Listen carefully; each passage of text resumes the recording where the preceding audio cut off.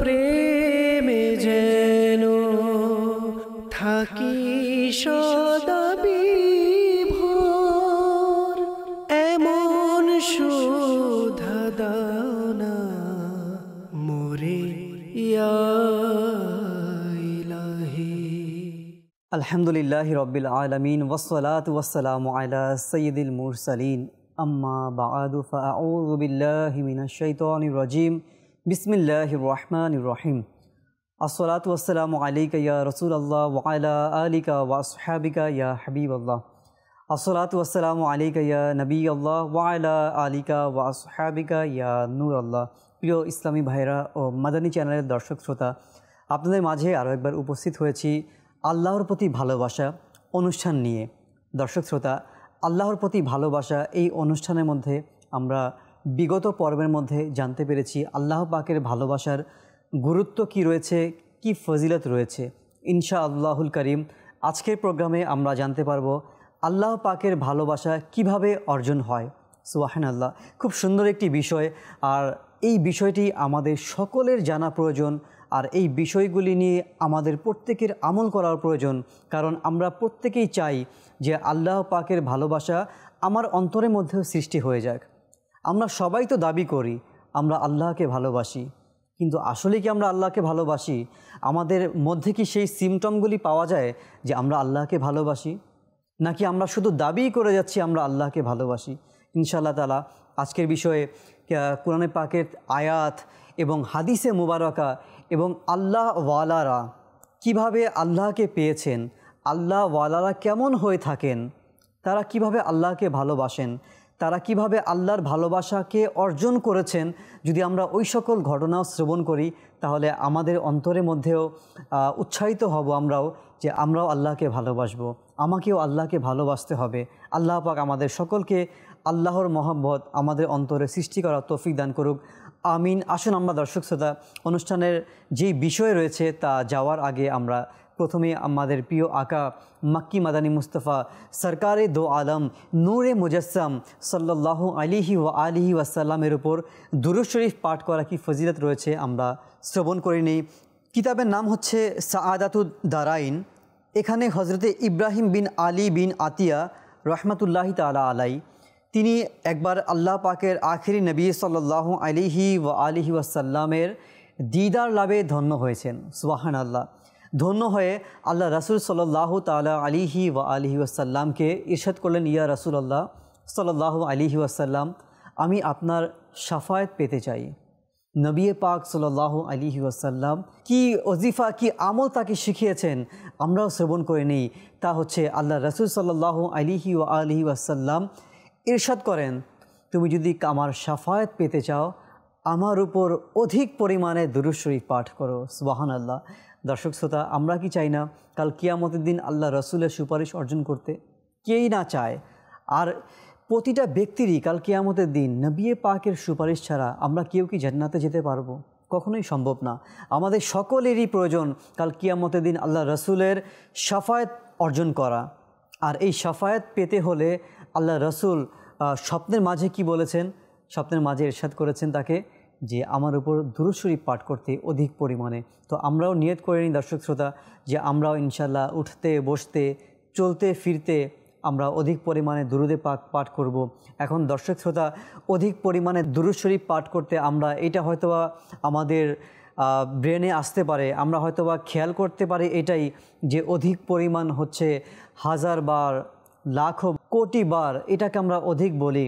তো হ্যাঁ দর্শক শ্রোতা, আমরা হয়তোবা লাখো বার দুরূদ শরীফ পাঠ করতে পারবো না, আমরা হয়তোবা হাজার বার, অগণিত বার, কোটি কোটি বার আমরা দুরূদ শরীফ পাঠ করতে পারবো না।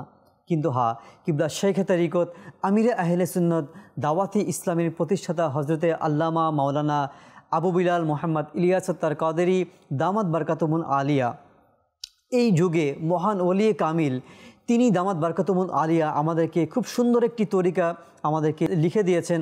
তা হচ্ছে তার একটি লিখিত পুস্তিকা ৭২টি নেক আমল। এখানে তিনি ৩১৩ বার দুরূদ শরীফ পাঠ করার বিষয়ে আমাদেরকে উৎসাহিত করেছেন, পাঠ করার জন্য বলেছেন। আর ৩১৩ বারই কেন বলেছেন? যে ওলামায়ে কিরামরা বলেছেন যে ৩১৩ বার যারা দুরূদ শরীফ পাঠ করবে অধিক পরিমাণে দুরূদ শরীফ পাঠকারীদের অন্তর্ভুক্ত সে হয়ে যাবে। সুবহানাল্লাহ। তো আমরাও নিয়ত করি ইনশাআল্লাহ। হাদিসে পাকে শ্রবণ করলাম যে অধিক পরিমাণে দুরূদ শরীফ পাঠের মাধ্যমে নবী পাক তাকে কাছে টেনে নেয়, তাকে সুপারিশ করে। তো আমরাও ৩১৩ বার দুরূদ পাঠ করে অধিক পরিমাণে দুরূদ পাঠকারীদের অন্তর্ভুক্ত যদি আমরা হতে চাই, তাহলে আমাদেরকেও ৩১৩ বার দুরূদ শরীফ পাঠ করতে হবে। আসুন নিয়ত করি ৩১৩ বার আমরাও পাঠ করব ইনশাআল্লাহ তাআলা। সাল্লু আলাল হাবিব সাল্লাল্লাহু তাআলা আলা মুহাম্মদ সাল্লাল্লাহু তাআলা আলাইহি ওয়া আলিহি ওয়াসাল্লাম। মাদানী চ্যানেল দর্শক শ্রোতা, আল্লাহর প্রতি ভালোবাসা এই অনুষ্ঠানে আপনাদেরকে স্বাগতম জানাচ্ছি। আর আজকের বিষয়ে আল্লাহ পাকের ভালোবাসা কিভাবে অর্জিত হবে। দর্শক শ্রোতা, একটি বিষয় যদি আমরা রিয়েলাইজ করি যে আমরা দুনিয়াতে আসছি, আর আমাদের দুনিয়াতে আসার মাকসাদ হচ্ছে একটি, তা হচ্ছে আল্লাহ কেন পাঠিয়েছেন। আমরা সকলেই জানি এটা, ছোট থেকে শুরু করে বৃদ্ধ বয়স পর্যন্ত আমরা এটা জানি যে আমার আল্লাহ মানুষ এবং জিন জাতিকে শুধুমাত্র তার ইবাদতের করার জন্য সৃষ্টি করেছেন। ওয়ামা খলাকতুল জিন্না ওয়াল ইনসা ইল্লা লিয়াবুদুন। আমরা কোরআনে পাকের মধ্যে অসংখ্যবার এই আয়াতে কারিমা শ্রবণ করেছি যে আমার আল্লাহ পাক নিশ্চয়ই আল্লাহ মানুষ এবং জিন জাতিকে তার ইবাদতের জন্য সৃষ্টি করেছেন। এখন এই ইবাদত কিভাবে করব, আর আল্লাহ পাকের ভালোবাসা আমরা কিভাবে অর্জন করব। আমরা দুনিয়াতে একটা বিষয় কি যে কাউকে না কাউকে ভালোবেসেই থাকি আমরা। অনেকে তার পিতা মাতাকে ভালোবাসে, অনেকে তার ভাই বোনকে অনেক বেশি ভালোবাসে, কেউ তার সন্তানকে অনেক বেশি ভালোবাসে, কেউ তার অফিসের বসকে ভালোবাসে, কেউ তার স্ত্রীকে ভালোবাসে। আর এই প্রতিটা ভালোবাসা জায়েজ রয়েছে, না জায়েজ আমি বলছি না, প্রতিটা ভালোবাসা জায়েজ রয়েছে। তো এই জায়েজ ভালোবাসার মধ্যে আমরা যদি দেখি একটি বিষয় যে আমার মা বাবা আমার কোন কর্ম দ্বারা সে খুশি হয়, আমরা চেষ্টা করি সেই কর্মটা করে দেওয়ার জন্য। আমার বস কোন কাজে আমার প্রতি রাজি হয়, আমরা চেষ্টা করি সেই কাজটাকে ওইভাবে করার জন্য যেন আমার মালিক, আমার বস সেই কাজে খুশি হয়। আমার প্রতিবেশীর কথা যদি আমরা বলি, যদি আমরা চাই যে আমার প্রতিবেশী আমার প্রতি রাজি হোক, খুশি হোক, তো আমি ওইভাবেই কাজ করার চেষ্টা করি যে আমার প্রতিবেশী আমার প্রতি সন্তুষ্ট হয়ে যাবে। আমার স্ত্রীর ক্ষেত্রেও সেম, যে আমার স্ত্রী তার হাজব্যান্ড থেকে, তার স্বামী থেকে কোন বিষয়টা সে প্রত্যাশা করে, কোন বিষয়টা সে সন্তুষ্ট চায়, তো ওইভাবেই আমরা কিন্তু আমাদের স্ত্রীকে সন্তুষ্ট করার জন্য আমরা সেভাবেই প্রতিটা কাজ আমরা করার চেষ্টা করি। ঠিক তেমনিভাবে আমরা কি কখনো চিন্তা করেছি আমার রব তাআলা কিভাবে কাজ করলে, কি আমল করলে আমাদের প্রতি রাজি হবে? আমরা কি কখনো প্রতিটা কাজের ক্ষেত্রে আমরা আল্লাহর খুশির কথা চিন্তা করেছি যে আজকে আমি এই কাজটা করছি, আমার আল্লাহ কি আমার এই কাজে খুশি কিনা? আমি তো দুনিয়ার অসংখ্য মানুষের খুশির কথা চিন্তা করছি, দুনিয়ার সকল মানুষের সন্তুষ্ট একদিকে, আমার আল্লাহর পাকের সন্তুষ্ট, এটা তো সকল সন্তুষ্টির মূল হচ্ছে এটা আল্লাহ পাকের সন্তুষ্ট। আমরা যেই কাজগুলি করছি কখনো কি ভাবছি যে এই কাজে আমার আল্লাহ এবং আল্লাহ রাসূল আমার এই কাজ দ্বারা খুশি কিনা? আমরা অনেক সময় দর্শক শ্রোতা দেখবেন যে আমরা দুনিয়ার মানুষকে খুশি করার জন্য আমার আল্লাহ পাকের খুশিটাকে ভুলে যাই। মাআযাল্লাহ, নাউযুবিল্লাহ। এমন কাজ কখনোই করা যাবে না। উদাহরণস্বরূপ আমরা দুনিয়াতে অনেক ব্যক্তিকে খুশি করার জন্য এমন হারাম কাজ আমরা করে ফেলি, এমন হারাম কর্ম আমাদের দ্বারা হয়ে যায়, যেই হারাম কাজ দ্বারা হয়তোবা একটি ব্যক্তি, দুনিয়ার কোনো মানুষ হয়তোবা খুশি, কিন্তু আমার আল্লাহ তো ওই কাজটাকে হারাম ঘোষণা দিয়েছেন, আমার আল্লাহ তো ওই কাজ দ্বারা অসন্তুষ্ট হতে পারেন। কখনো কি আমরা চিন্তা করেছি? কিন্তু প্রকৃত আল্লাহওয়ালা কারা? আসুন আমরা একটি ঘটনার মাধ্যমে শ্রবণ করে নিই যে একবার সাইয়্যিদুনা মুহাম্মদ বিন আহমদ মুফিদ রহমাতুল্লাহ আলাই তিনি ঘটনাটা বর্ণনা করেন।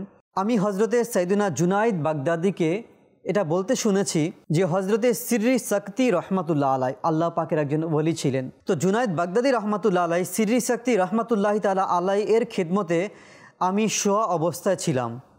তিনি আমাকে জাগালেন আর বলতে লাগলেন যে হে জুনাইদ রহমাতুল্লাহি তাআলা আলাই, আমি দেখলাম যে আমি আমার আল্লাহ পাকের দরবারের মধ্যে আমি দাঁড়িয়ে রয়েছি, আর আমার আল্লাহ আমাকে ইরশাদ করেন, হে সিররি, আমি যখন মাখলুকাতকে সৃষ্টি করেছি তখন দুনিয়ার সকল মাখলুকাত আমাকে ভালোবাসার দাবি করলো। আল্লাহ পাকের সকল সৃষ্টি মাখলুকাত আমাকে, আল্লাহকে ভালোবাসার দাবি করলো।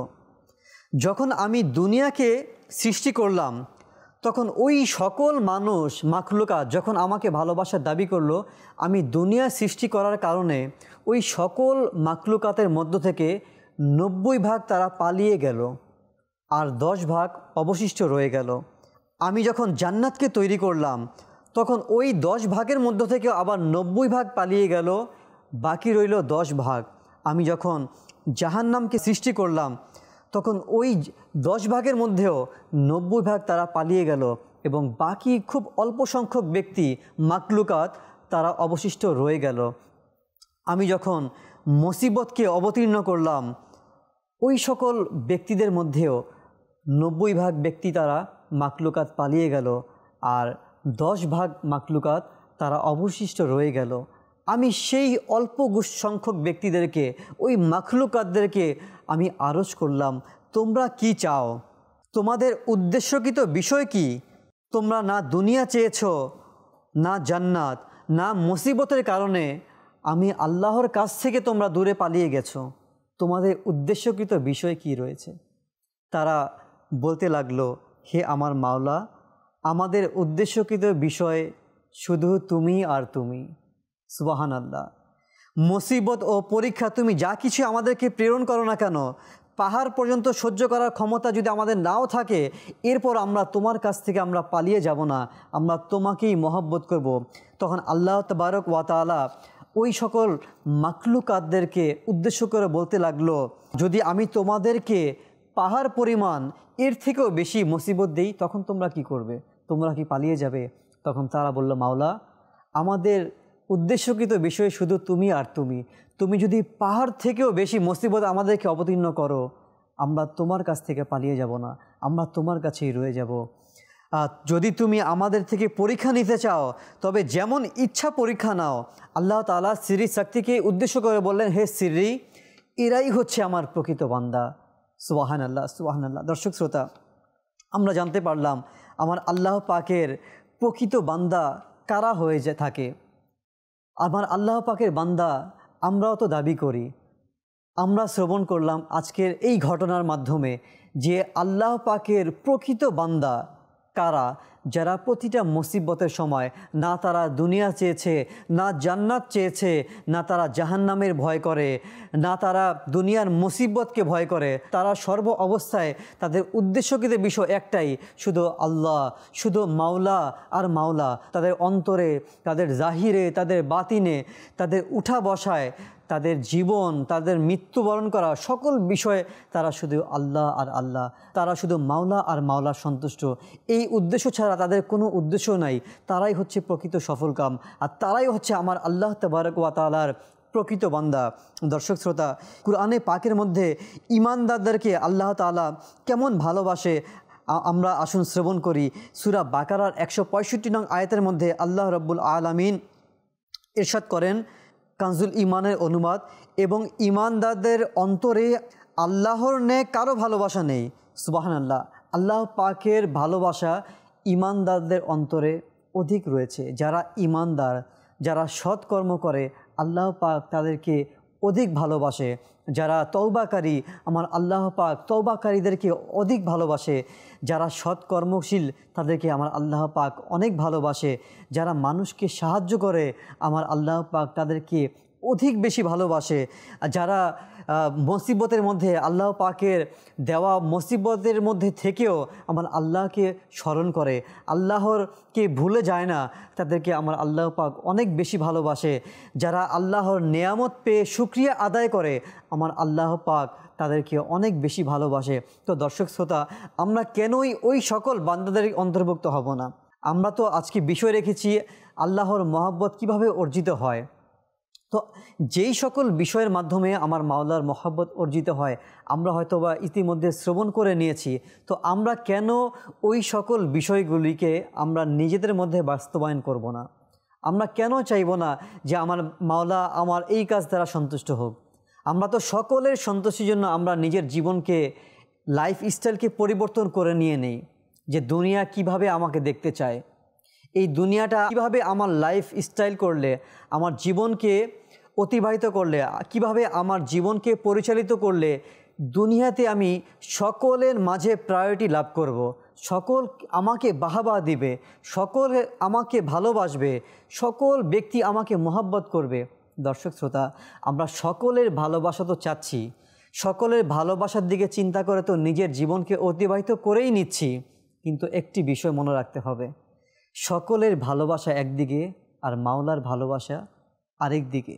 যদি আমার মাওলা আমাকে ভালো না বাসে, আমার দুনিয়ার সকল মানুষ তো আমাকে ভালোবেসে নিল, কিন্তু পক্ষান্তরে আমার মাওলা এবং আল্লাহ রসুল সাল্লাল্লাহু আলাইহি ওয়াসাল্লাম আমাকে ভালোবাসলো না, তো হাজারো দুনিয়ার মানুষের ভালোবাসার কি মূল্যায়ন রয়েছে, কি এর দাম রয়েছে?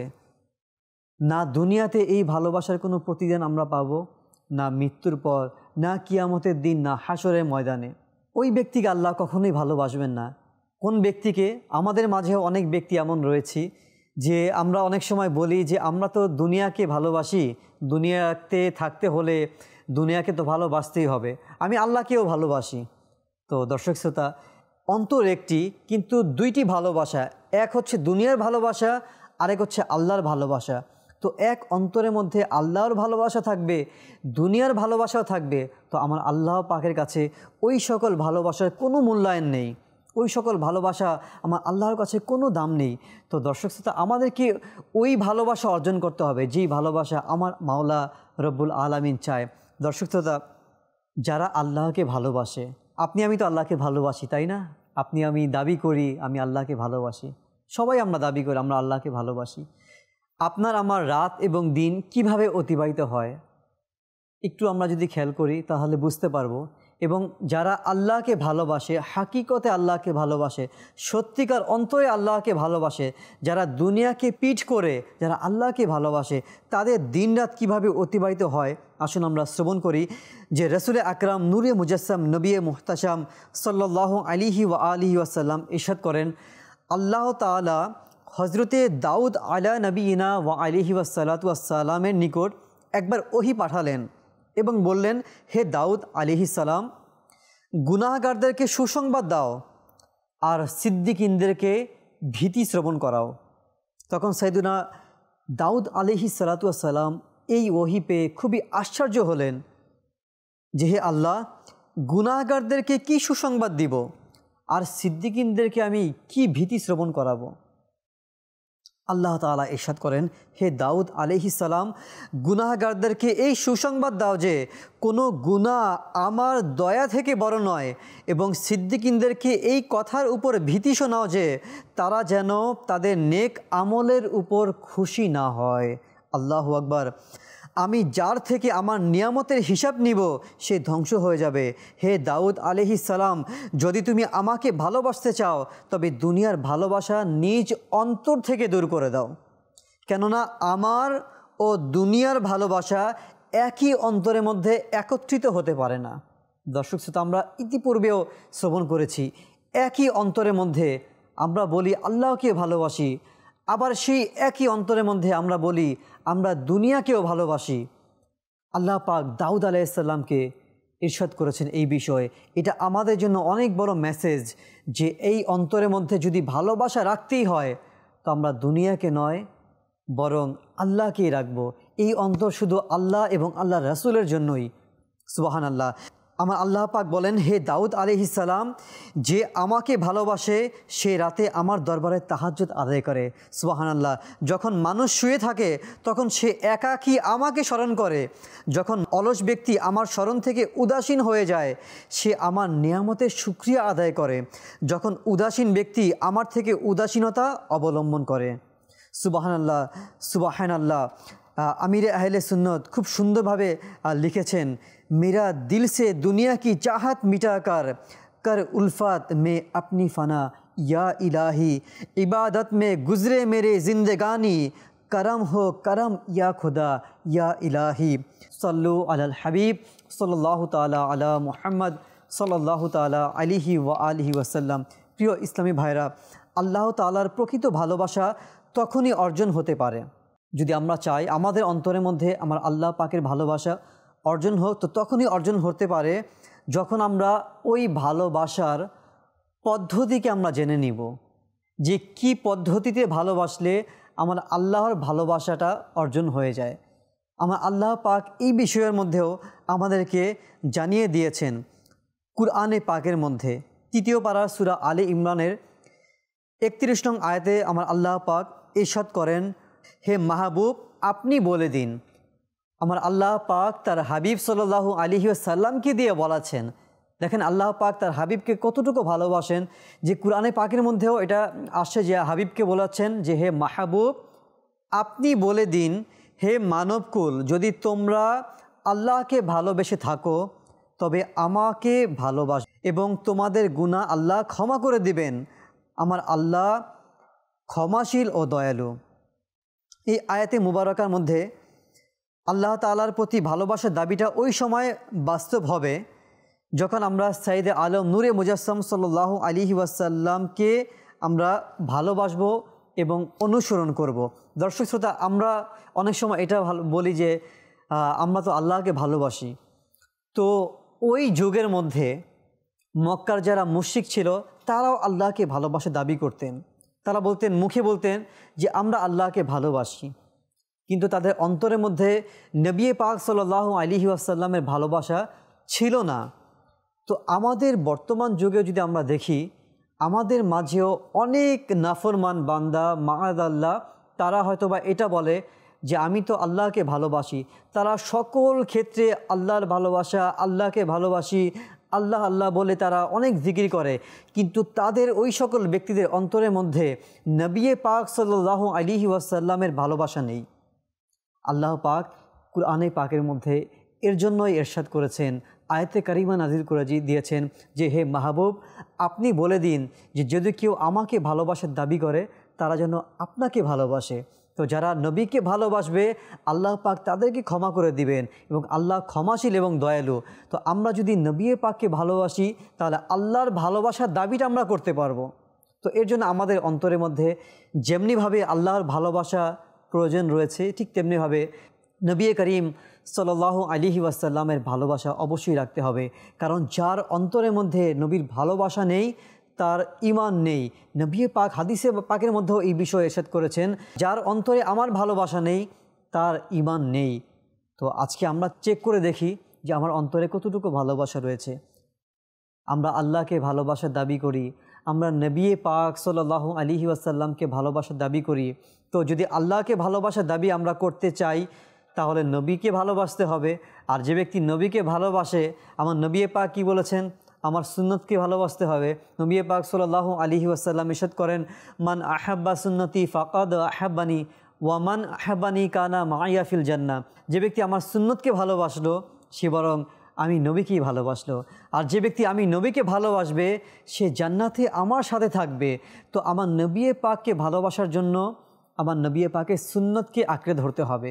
হ্যাঁ দর্শক শ্রোতা, আমার নবী পাককে আমার ভালোবাসার জন্য নবী পাকের সুন্নত আমাদের জীবনের মধ্যে বাস্তবায়ন করতে হবে। তা কিভাবে? আমার নবীজি সাল্লাল্লাহু আলাইহি ওয়াসাল্লাম কীভাবে খাবার খেতেন, আমার নবী পাক সাল্লাল্লাহু আলাইহি ওয়াসাল্লাম কীভাবে পথ চলতেন, আমার নবী পাক সাল্লাল্লাহু আলাইহি ওয়াসাল্লাম তার পোশাক কিভাবে পরিধান করতেন, আমার নবী পাক সাল্লাল্লাহু আলাইহি ওয়াসাল্লাম লোকদের মাঝে কিভাবে কথা বলতেন, লোকদের মাঝে কিভাবে সম্পর্ক স্থাপন করতেন, আমার নবী পাক সাল্লাল্লাহু আলাইহি ওয়াসাল্লাম কিভাবে ইবাদত বন্দেগী করতেন, আমার নবী পাক সাল্লাল্লাহু আলাইহি ওয়াসাল্লাম তিনি কি দাড়ি রেখেছেন নাকি দাড়িবিহীন ছিলেন, তিনি সাল্লাল্লাহু আলাইহি ওয়াসাল্লাম কি ইমামা শরীফ পাগড়ি শরীফ বেঁধেছেন নাকি পাগড়ি শরীফ বাঁধেননি, তিনি কি পাঞ্জাবি জুব্বা পরিধান করেছেন নাকি শার্ট প্যান্ট পরেছেন। এই সকল বিষয়গুলি না আমাদের জানতে হবে। যদি আমরা জানি, আমার নবীর আদর্শ জানি, আমার নবীর জীবনী অধ্যয়ন করি, তাহলে সেভাবে যদি আমরা নবীজিকে ভালোবাসার দাবি করি তাহলে দেখবেন যে আপনার আমার মুখের মধ্যে দাড়ি থাকবে, আপনার আমার মাথার মধ্যে টুপি পাগড়ি শরীফ থাকবে, আপনার আমার পোশাকের মধ্যে শার্ট প্যান্ট ইহুদি অমুসলিমদের যে রীতিনীতি ওগুলির পরিবর্তে পাঞ্জাবি থাকবে, জুব্বা থাকবে। এগুলি হচ্ছে আমার নবী পাকের অভ্যাস মোবারক ছিল, আমার নবী পাকের আদর্শ ছিল। যদি আপনার আমার জীবনের মধ্যে আমার সেই নবী সাল্লাল্লাহু আলাইহি ওয়াসাল্লামের আদর্শ নিয়ে আসতে পারি তো আমার আল্লাহ পাকও আপনাকে আমাকে ভালোবাসবে। আজকে আমরা শ্রবণ করলাম আমাদের অনুষ্ঠানের মধ্যে আল্লাহ পাকের মহাব্বত, কিভাবে অর্জিত হয়। দর্শক শ্রোতা, আমরা শুনলাম যে কি আমল করলে, কিভাবে চললে, কোন কোন পন্থা অবলম্বন করলে আল্লাহ পাকের ভালোবাসা অর্জিত হয়। আল্লাহ পাক যেন আমাদের অন্তরের মধ্যেও ওই সকল ভালোবাসা সৃষ্টি করে দেখ। আমিন বিজাহি নাবিল আমিন সাল্লাল্লাহু আলাইহি ওয়াসাল্লাম। আরও একটি পন্থা দর্শক শ্রোতা, অনুষ্ঠানের শেষে আপনাদেরকে আমি বলে যাব যে আল্লাহ পাকের মহাব্বত সৃষ্টির জন্য, অন্তরে পয়দা হওয়ার জন্য আরেকটি পন্থা অবলম্বন করতে হবে। তা হচ্ছে সঠিক পথ, নেককারদের অবলম্বন করা, নেককারদের পথ অবলম্বন করা। যারা নেককার, যারা আল্লাহকে ভালোবাসে, যারা নবী পাকের সুন্নত মোতাবেক জীবনকে অতিবাহিত করে, যারা নবীজির সুন্নত মোতাবেক পথ চলে, যারা নবীজিকে জীবন থেকেও মহব্বত করে, যদি আমরা তাদের সঙ্গে চলি, দেখবেন ইনশাল্লাহ অটোমেটিকভাবে আপনার অন্তরে আল্লাহ পাকের মহব্বত এবং হুজুর সাল্লাল্লাহু আলাইহি ওয়াসাল্লামের মহব্বত সৃষ্টি হবে। আর সেই পথ চলার জন্য দাওয়াতি ইসলামী আলহামদুলিল্লাহ আমাদেরকে এত সুন্দরভাবে ট্রেন আপ করা হচ্ছে যে একজন মুসলমানকে কেমন হওয়া উচিত, একজন মুসলমান কিভাবে চললে আল্লাহকে রাজি করে মৃত্যুবরণ করতে পারে, একজন মুসলমানকে কিভাবে চললে সে আল্লাহ রাসূলকে সন্তুষ্ট করে কবরে যেতে পারে। আলহামদুলিল্লাহ সেইভাবেই দাওয়াতি ইসলামী আজকে মুসলমান উম্মাকে পরিচালিত করছে। আমি আপনাকেও দাওয়াত দিব, আপনিও দাওয়াতি ইসলামের এই মাদানী মহলের মধ্যে নিজেকে সম্পৃক্ত করে নিন, নিজে নেককার হয়ে যান এবং অপর মুসলমানদেরকে নেকির দাওয়াত দিয়ে গুনাহ থেকে বিরত রেখে আপনি অসংখ্য সওয়াবের ভাগীদার হয়ে যান। আল্লাহ তাআলা সকলকে, আমাদের প্রত্যেককে নেকির পরিবেশে থাকার এবং দাওয়াতি ইসলামের এই মাদানী মহলে থাকার এবং এই মাদানী মহলে থেকেই আল্লাহ পাক আমাদেরকে মৃত্যুবরণ করার তৌফিক দান করুক। আমিন বিজাহিন নবীল আমিন সাল্লাল্লাহু আলাইহি ওয়া আলিহি ওয়াসাল্লাম। দর্শক শ্রোতা, আগামী পর্বেও আল্লাহ পাকের প্রতি ভালোবাসা এই অনুষ্ঠানের মধ্যে আমরা সুন্দর একটি বিষয় নিয়ে আমরা আগামী পর্বে উপস্থিত হব। ততক্ষণ পর্যন্ত সুস্থ থাকুন, ভালো থাকুন এবং মাদানী চ্যানেলের সঙ্গেই থাকুন। সল্লু আলাল হাবিব সাল্লাল্লাহু তাআলা আলা মুহাম্মদ সাল্লাল্লাহু আলাইহি ওয়াসাল্লাম। তোমার প্রেমে যেন থাকি সদা বিভোর, এমন